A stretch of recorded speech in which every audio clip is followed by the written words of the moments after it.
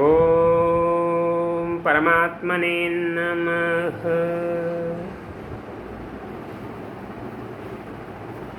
అథర్వవేదము 10వ కాండంలో 7వ సూక్తంలో 28వ మంత్రం.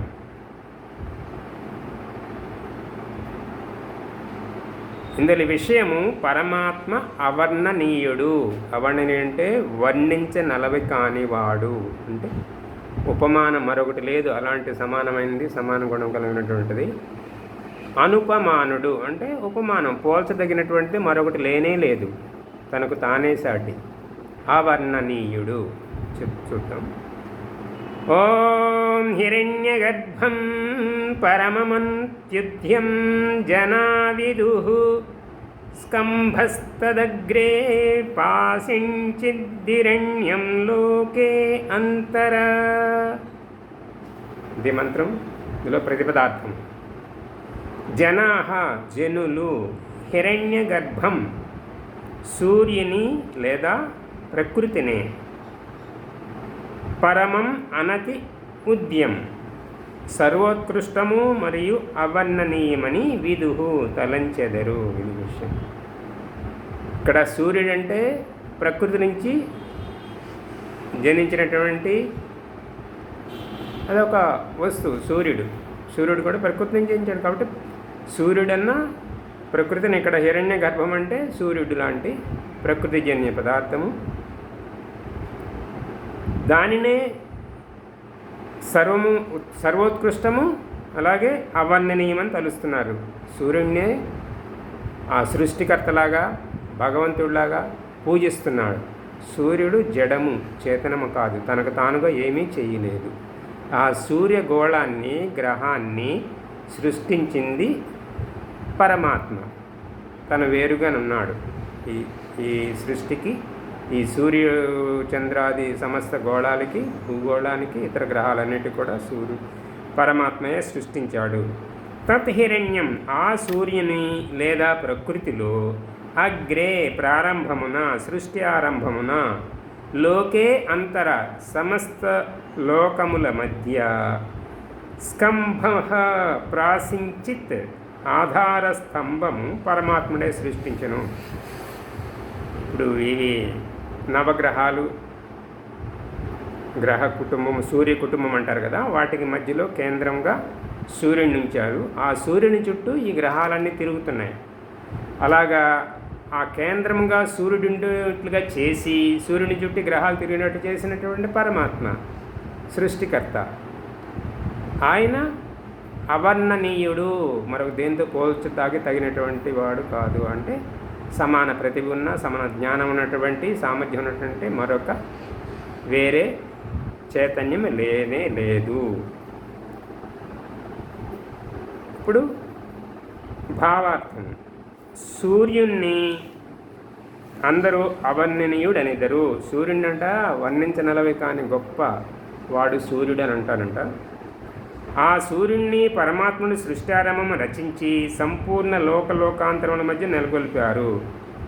సూర్యుడిని గురించి అంత గొప్పగా మనం వర్ణించినట్లయితే, అలాంటి సూర్యుడిని నిర్మించినటువంటి, సృష్టించినటువంటి పరమాత్మ ఇంకెంత గొప్పవాడు. ఈ లోకాంతరములు, అనేక గ్రహాలు, గ్యాలక్సీలు, ఇవన్నీ మిల్కీ వేలు, వీటన్నిటినీ సృష్టించినటువంటి పరమాత్మ వీటిని సూర్యుడు సృష్టించలేదు. వీటిని సృష్టించింది సృష్టికర్త.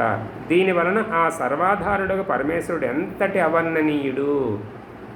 ఇంత పెద్ద పెద్ద మహాగోళాలు, ఎంతో వైశాల్యం కలిగినటువంటి, పరిమాణం కలిగినటువంటి, బరువైనటువంటి గోళాలని సృష్టించిన పరమాత్ముడు ఎంత గొప్పవాడై ఉంటాడు. కాబట్టి అతనికంటే గొప్ప అంటే బ్రహ్మ అంటే గొప్ప, అందుకని ఆయన్ని బ్రహ్మ అన్నారు. అతనికంటే మరొక బ్రహ్మ కానీ, మరొక శక్తి కానీ ఎవరూ లేరు. కొందరు నానా రూపములను ధరించు ప్రకృతిని సర్వస్వం అనుకునేదురు. ఆలోచించండి, జడ ప్రకృతి స్వయంగా ఏమీ చేయగలుగుతుంది? దీనిని వివిధ రూపములలో ప్రదర్శించి పరమేశ్వరుడే అవర్ణనీయుడు. ఇది అవర్ణనీయుడు అంటే అతనికంత ముందు అతనికి మించిన వాడు ఎవరు లేరని కదా. వర్ణించడానికి అలవకానటువంటి శక్తి మరొకటి లేదు, తనకు సమానం తుల్యమైనది. కాబట్టి ఇప్పుడు మనం జడ ప్రకృతి, ఆ ప్రకృతి ఏమిటి? ప్రకృతి నుంచి ఈ సృష్టి ఆవిర్భావం జరిగింది. ఇవన్నీ పరిణామం. ప్రకృతి పదార్థాలు మనం చూస్తున్నటువంటి ఈ అంత బ్రహ్మాండమంతా విశ్వమంతా కూడా ఆ ప్రకృతి నుంచి పరిణమించింది. ఆ పరిణమించడానికి అది కారణమైతే దానికి ఏమైనా జ్ఞానం ఉన్నదా? దానికి ఏమైనా చైతన్యం ఉన్నదా? ఇలా చేద్దామనే ఆలోచన ఉన్నదా? ప్రజ్ఞ ఉన్నదా? ప్రజ్ఞ ఉన్న పదార్థమా? కాదు కదా, అది జడం, అదేమీ చేయలేదు. తనను ఎవరో ఒకళ్ళు ఏదో ఒకటి చేస్తేనే కానీ తనలో క్రియ కలగదు. అలాంటి క్రియ కలిగించినటువంటి పరమాత్ముడు ఉన్నాడు అనే విషయం ఆలోచించాలి. కాబట్టి జడ ప్రకృతి స్వయంగా ఏం చేయలేదన్న విషయం ఒకటి. దానిలో ప్రజ్ఞ ఉండదు, తనకు తాను ఎవరైనా చేస్తేనే తను ఏమైనా చేయగలుగుతుంది. కాబట్టి చేయగలిగినటువంటి మరొక చైతన్య జ్ఞాన సత్తా కలిగినటువంటి అనంత జ్ఞానము కలిగినటువంటి అనంత పరాక్రమం కలిగినటువంటి ఒక బ్రహ్మ సత్తా పదార్థం ఒకటి ఉన్నది. అది అవర్ణనీయము, దేనితో పోల్చలేము అనే విషయం తెలుసుకొని ఆ పరబ్రహ్మ స్వరూపమునే మనం ఉపాసించాలి. ఆ బ్రహ్మస్వరూపం యొక్క శుద్ధ జ్ఞానాన్ని పొందాలి. అదే వేదము. కాబట్టి వేద అధ్యయనం చేయాలి, సత్యజ్ఞానం గ్రహించాలి.